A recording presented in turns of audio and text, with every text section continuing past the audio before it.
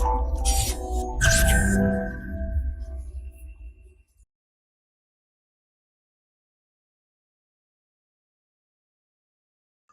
everyone, this is Prem Sodhani coming up with the new initiative of Forum IAS, that is decoding toppers answer writing. So इस नए initiative में हम बात करते हैं कि टॉपर्स ने किस तरह से अपने आंसर्स लिखे हैं। सबसे पहले हम वो देखेंगे एंड स्पेशली हम यहाँ पे बात करेंगे MGP programme of Forum IAS, that is mains guidance programme of Forum IAS, जिनके ये कंसिस्टेंटली फॉलोअर थे, जिनमें वो कंटिन्यूसली आके आंसर्स लिखते थे। कैसे इनके आंसर्स हैं, किस तरह से वो अलग हैं, क्या इनका कंटेंट रहा, वो सब हम इस वीडियो में बात करेंगे, राइट। तो इस वीडियो में हम देखेंगे मिथुन प्रेमराज की जो आंसर बुकलेट है, जिन्होंने हासिल की है AIR 12, तो इनकी हम बुकलेट उठाएंगे और बात करेंगे किस तरह से उन्होंने आंसर लिखे हैं, राइट। तो चलिए स्टार्ट करते हैं। सबसे पहले अगर क्वेश्चन की बात करें, ocean warming has caused coral reef depletion via bleaching as well as deadly outbreak of diseases. तो आपको 2 पॉइंट में इसको एग्जामिन करना है। जो कोरल रीफ डिप्लीशन हो रहा है उसके पीछे ब्लीचिंग भी रेस्पॉन्सिबल है, प्लस जो डिजीज है वो भी रेस्पॉन्सिबल है, आपको बताना है।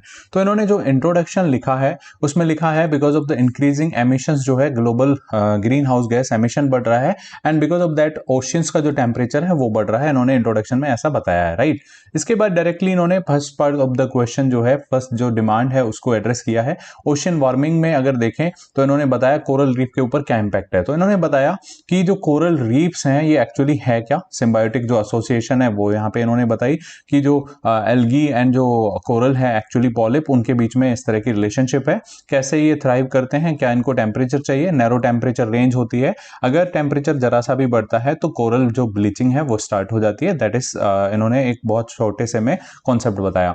इसके बाद आप यहाँ देखिए किस तरह से इन्होंने मैप का यूज करते हुए बताया कोरल जो ब्लीचिंग हो रही है उसके रीजन्स कौन कौन से हैं। एंड स्पेशली ये जो आप एरिया देखेंगे पैसिफिक और इंडियन ओशियन वाला, स्पेशली ये पैसिफिक जो ओशियन है उसके यहाँ पे इंडोनेशिया के अराउंड यहाँ पे कोरल ट्रायंगल एग्जिस्ट करता है। That is a very very important area for corals, है ना।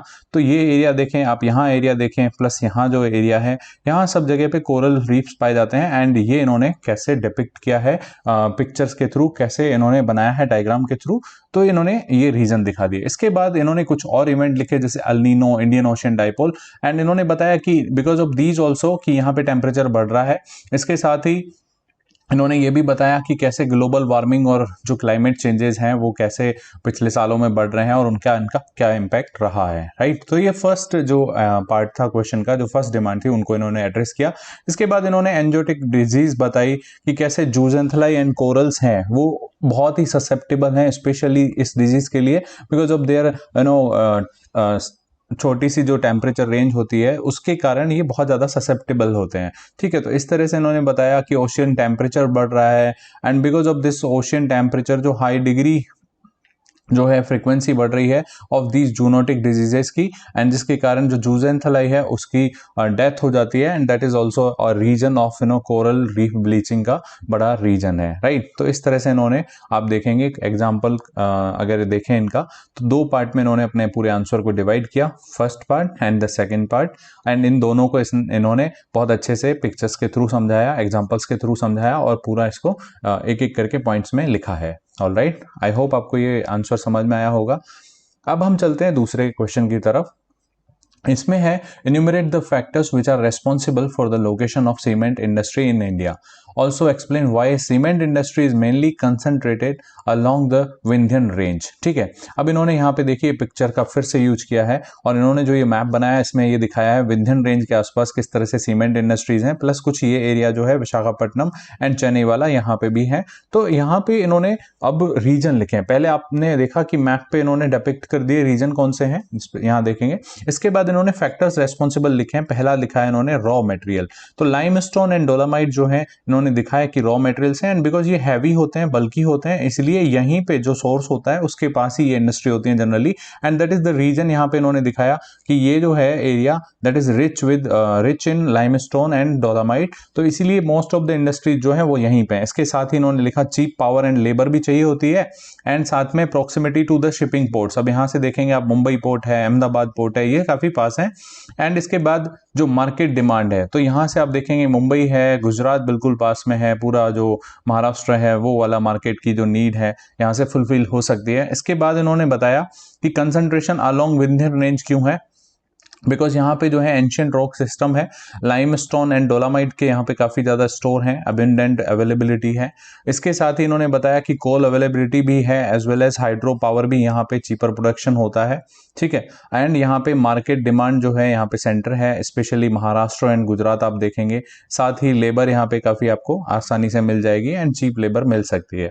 इसके बाद इन्होंने लिखा है कि cement industry has remain relatively robust though affected by supply chain issues, है ना, सप्लाई इश्यूज या कॉस्ट इश्यूज से ये थोड़ा बहुत अफेक्ट होती है, बाकी जनरली इन जनरल ये बहुत ही यहाँ पे स्टेबल एक इंडस्ट्री है। तो आप देखें इन्होंने किस तरह से अपने जो आंसर है उनको सब्सटेंशिएट किया है, बहुत अच्छे से इन्होंने मैप पे दिखाया और फिर इस मैप पे ही रीजन बताया कि क्यों यहीं पे ही चुना गया, ठीक है, विंध्यन रेंज ही क्यों, क्योंकि यहाँ पे इन्होंने सारे रीजन लिख दिए हैं। ओके, आई होप आपको यहाँ से कुछ लर्निंग सीखने को मिली होगी। नेक्स्ट अगर क्वेश्चन में चलें तो क्वेश्चन है how does the plate tectonic theory help in examining the formation of Himalaya.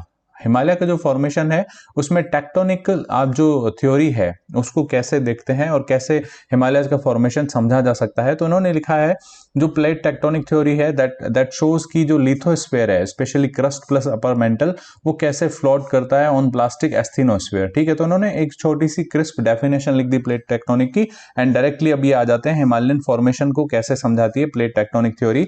तो इन्होंने ये पूरा देखिए लिखा है, लिखने से भी अच्छा आप अगर देखेंगे एग्जामिनर पॉइंट ऑफ व्यू से तो ये वाला अगर आप डायग्राम देखेंगे तो इन्होंने ये पूरा डायग्राम में ही लिख दिया। एक्चुअली आप ये पढ़ेंगे ना तो दैट इज नथिंग बट ये जो है ये इस पिक्चर को ही इन्होंने यहाँ पे लिखा है। ओके, तो पहले आप पिक्चर देखेंगे 200 मिलियन ईयर अगो अगर आप देखें ऐसी थी पोजीशन, 120 मिलियन ईयर, 70 और 55 एंड फाइनली यहाँ पे जो है जो यूरेशियन प्लेट है उससे टकराती है इंडियन प्लेट एंड यहाँ पे इन्होंने दिखाया है कि कैसे हिमालय जो है वो फॉर्म होता है, ठीक है। एंड ये जो है माइग्रेशन को इन्होंने शो किया है। अब आप देखेंगे इसमें कुछ और नहीं है, सब वही जो इन्होंने पिक्चर में दिखाया वही है।